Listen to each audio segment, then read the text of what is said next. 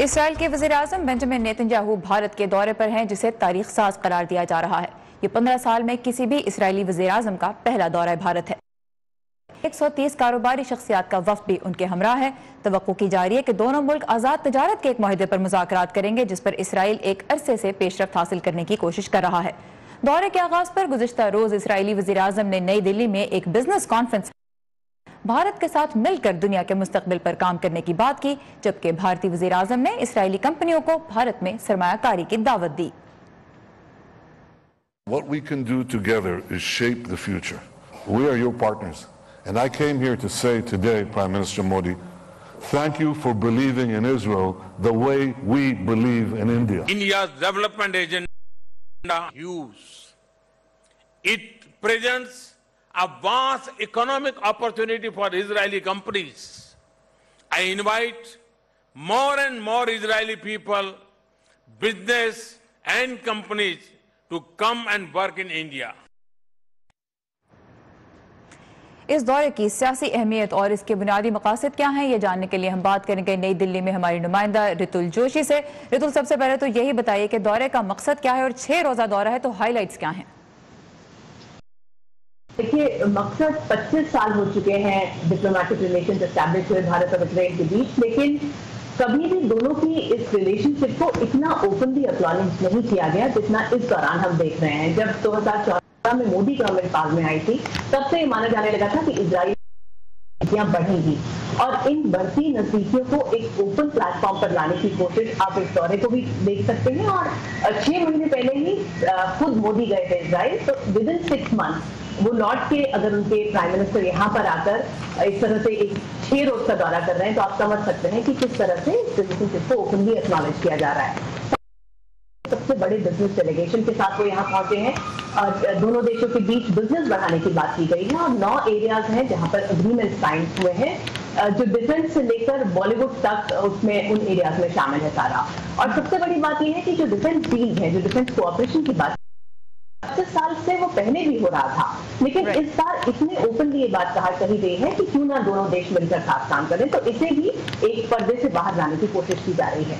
ये बताइए कि अपोजिशन की जमातें और सिविल सोसाइटी इस दौरे को किस तरह देख रहे हैं, क्या रिएक्शन है उनका? देखिए, बड़ा डेलिकेट बैलेंस है इस वक्त जो इस सरकार को मेंटेन करना है, क्योंकि पहली बात तो ये कि हमेशा इजराइल के साथ रिलेशनशिप को अरब वर्ल्ड और पैलेस्टीन के साथ हाइफनेट करके देखा जाता है। इसको डिहाइफनेट करने की कोशिश हो रही है, तो एक बहुत बड़ा तबका है हिंदुस्तान में जो बहुत ज्यादा सिंपैथी पैलेस्टीन के साथ रखता है, तो इसलिए बहुत एक डेलिकेट तरीके से इसको हैंडल करना सरकार के लिए अहम तो है ही, लेकिन opposition party specially left party बहुत गुस्सा थी इस विजिट को लेकर। उन्होंने प्रोटेस्ट भी किया क्योंकि उनका कहना था कि वो इजराइल की पॉलिसी से बिल्कुल भी इत्तेफाक नहीं रखते हैं। और एक बड़ी इंटरेस्टिंग चीज है सारा, जो मैं जल्दी से मेंशन कर देती हूँ कि राहुल गांधी के साथ अभी तक कोई भी मीटिंग प्लान नहीं है नेतन्याहू की, जबकि 2003 में आरियल शरौन जब आए थे तो वो कांग्रेस प्रेसिडेंट सोनिया गांधी से मिलने के लिए गए थे, तो ये भी एक बड़ी इंटरेस्टिंग चीज है। ऑलराइट, हमारे साथ थी नई दिल्ली से और हमें इसराइल के वज़ीर-ए-आज़म के दौरे भारत की अपडेट्स दे रही थी Ritul, thank you very much. और भारत और इसराइल के ताल्लुकात की तारीख की अगर बात की जाए तो भारत ने इसराइल को 1948 में उसके क़याम के वक्त नहीं बल्कि 2 साल बाद 1950 में बतौर रियासत तस्लीम किया, जबकि बाकायदा सफारती ताल्लुकात सिर्फ 25 साल कबल 1962। इसके बावजूद 1962 में भारत की चीन के साथ जंग और फिर 65 और 71 में पाकिस्तान के जंगों के दौरान भी उसे इसराइल ने हथियार मुहैया किए और आज भारत सबसे ज्यादा हथियार इसराइल से ही खरीद रहा है। दोनों मुल्कों के दरमियान इंटेलिजेंस के शोबे में भी गहरा ताउन है, जबकि 2 तरफा तजारत का हजम $4 अरब से अब कुछ ज्यादा है। और नरेंद्र मोदी वो पहले भारतीय वज़ीर-ए-आज़म हैं जिन्होंने गुज़िश्ता साल इसराइल का दौरा किया। इसराइल के ताल्लुकात में गहराई क्यों बढ़ रही है और उससे पाकिस्तान पर क्या असर पड़ता है, इस पे हम बात करेंगे आज के हमारे मेहमान से, डॉक्टर इरफान नूरुद्दीन, जो कि जॉर्ज वाशिंगटन यूनिवर्सिटी में इंडिया इनिशिएटिव के डायरेक्टर भी हैं। Doctor Nooruddin, welcome to view 360। So what's behind this closeness that we see developing between India and Israel? A little bit of mutual need. India needs the weapon systems that Israel has. It needs a lot of the technology that Israel is providing because of its location and because of its expertise in areas like agriculture and irrigation. But really defense procurement is at the center of this burgeoning relationship. For Israel, I mean, India is, as Mr. Netanyahu is fond of saying, the first democracy he sees when he looks to the West, or to the East. And so, I think for Israel, India is a useful ally in the region. But for India, this is really needing military systems. It needs to upgrade its military systems actively. तो भारत और Israel एक दूसरे से क्यों ताल्लुकात बढ़ाना चाहते हैं? अगर दोनों की ज़रूरियात इसके जो है फोकस में है, इसका सेंटर जो है दोनों की ज़रूरियात हैं, और डॉक्टर इरफान नूरुद्दीन का ये कहना है तो उसको असलहे की ज़रूरत है। और ख़ासतौर पे हम देखते भी हैं कि भारत अब अपनी मिलिट्री इक्विपमेंट को मॉडर्नाइज करना चाह रहा है, मज़ीद जदीद करना चाह रहा है, तो उसके लिए उसको हथियार चाहिए, और हथियारों की टेक्नोलॉजी के लिए वो देखता है इसराइल की जानिब। और जहाँ तक इसराइल का ताल्लुक है तो वो एक बड़ी डेमोक्रेसी और एक बड़े एलाई के तौर पर भारत को देखता है इस रीजन में। But when we look at the history of the relations, India has always lent its support to the Palestinian cause, support in India. How, and Ritul also used this word de-hyphenate. Right. Now we see that India is trying to separate its relationship with Israel and with Palestine. How possible is that, and why are we seeing this shift? Well, because they want weapon systems from Israel. Okay. That's front and center. But the relationship with Palestine, I don't think is going to change. In fact, when the United Nations just a month ago, India voted with the rest of the world against Israel's wishes after Mr. Trump declared the capital of Israel. The ambassador to the United Nations made clear that Palestine remains what he called a reference point for Indian foreign policy. So I don't see that changing. But this notion of de-hyphenation is part of India's foreign policy strategy. It wants to be on its own in bilateral relations. You see this, of course, with Pakistan as well. The way India has approached the United States is to say, stop talking about Indo-Pak, talk about India. They're trying the same thing with Israel. Alright, तो हम देखते हैं कि माजी में भारत की बहुत हिमायत रही है फ़लस्तीनी अवाम के हुकूक के हवाले से, और इस मरतबा भी जब यरूशलेम के हवाले से जो UN में वोट हुआ, जब अमेरिका ने यरूशलेम को इसराइल का करार दिया, तो उस मौके पे भी भारत ने अमेरिका के फैसले की मुखालफत की, दीगर मुल्कों के साथ वोट किया।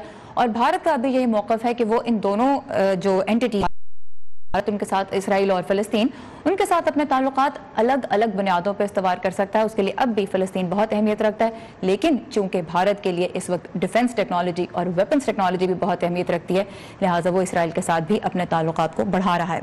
In terms of India's foreign policy, now India is surrounded by majority Muslim, all of them Palestine is a major concern. Is India creating a foreign policy challenge for herself by aligning with Israel and bringing this alignment so much in the open? They're walking a very delicate balance.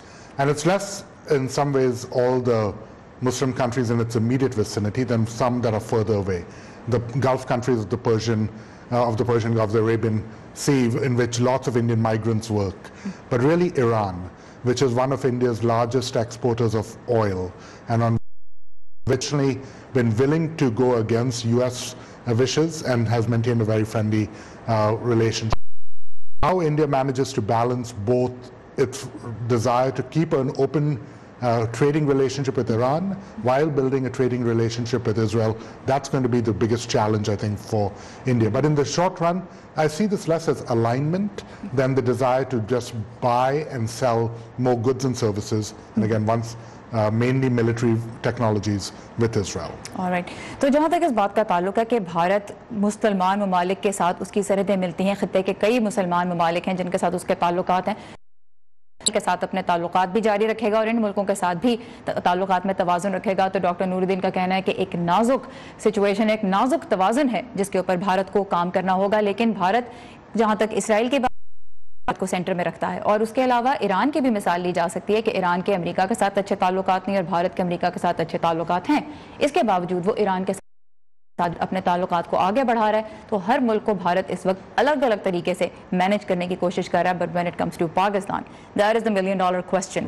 When you see India and Israel coming together, should Pakistan be concerned?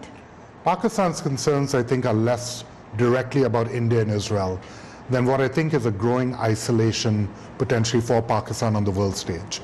You take the tweets of Mr. Trump on New Year's Day and since then, picking Mr. Netanyahu in India has already highlighted the fact that Hafiz Saeed is free in Pakistan because of the memory of the November 2008 attacks in which Israeli citizens were killed in those attacks.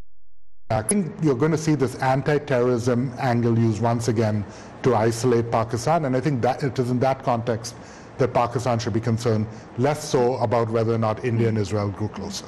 तो पाकिस्तान को भारत और Israel के दरमियान बढ़ते हुई जो कुर्बत है ताल्लुकात में, उसके बारे में इतना फिक्रमंद नहीं होना चाहिए डॉक्टर नूरुद्दीन की नज़र में। हमें सोचना चाहिए कि वो आलमी सतह पे मजीद तन्हाई का शिकार हो सकता है। इस मामले में अगर हाफिज सईद के मामले का उन्होंने जिक्र किया, जिस पे भारत और इसराइल दोनों ही आवाज़ उठा चुके हैं, सदर ट्रंप की ट्वीट्स भी इसमें सारे जो सिचुएशन है उसमें अगर आप फैक्टर इन करते हैं तो भारत और इसराइल के ताल्लुकात डायरेक्टली पाकिस्तान को उस तरह से इम्पैक्ट नहीं करेंगे। आइसोलेशन का आलमी सतह पर तन्हाई का इशू है, वो इम्पैक्ट करता है। One thing I do want to ask you, last year we saw that Prime Minister Modi was the first Prime Minister in 70 years to go to Israel, and then he chose not to meet with any Palestinian leaders, which was a break from previous Indian policy. I think Prime Minister Modi has more of an interest, more of a fascination with developing closer ties with the Israeli leadership, and for the first time in history actually sidelining the Palestinians. That's a really great question. I should say that it's expected that in the next 6 months he will be visiting Palestine. But I think a lot of people suggest that Mr. Modi sees in Mr. a very like-minded leader, a kindred spirit, if you would, right? Beleaguered in a sort of hostile environment, a very fierce nationalist. And I think Mr. Modi sees in himself a similar sort of hero figure as some proud Indian nationalist who really is defending India on the world stage. Alright, तो जहाँ तक ये बात है कि prime minister Modi 70 साल की Israel की तारीख में वो पहले भारतीय वज़ीर आज़म हैं जिन्होंने गुज़िश्ता साल इसराइल का दौरा किया और उस चीनी क़यादत से मुलाकात नहीं की। तो इसकी एक बड़ी वजह ये भी है कि मोदी जो हैं वो खुद नेतन्याहू के साथ, तज्ज़ियाकारों का कहना है कि उनका जहन मिलता है, वो इस सोच को पसंद करते हैं कि इसराइल जो कि इसराइल की कम अज़ कम जो अप्रोच है वो ये है कि उसको फ़लस्तीनी और शिद्दत पसंदों का सामना है। तो प्राइम मिनिस्टर मोदी इसको इस लिहाज से देखते हैं कि अगर भारत को भी शिद्दत पसंदी का सामना होता है तो वो उससे किस तरह से निपट सकता है, और वो इसराइल को एक मजबूत रियासत के तौर पर देखता है, शिद्दत पसंदी को जो कि इसराइल का मौक़िफ़ है उसका सामना किया है। Doctor Irfan Nooruddin, thank you very much for your time and for your insight.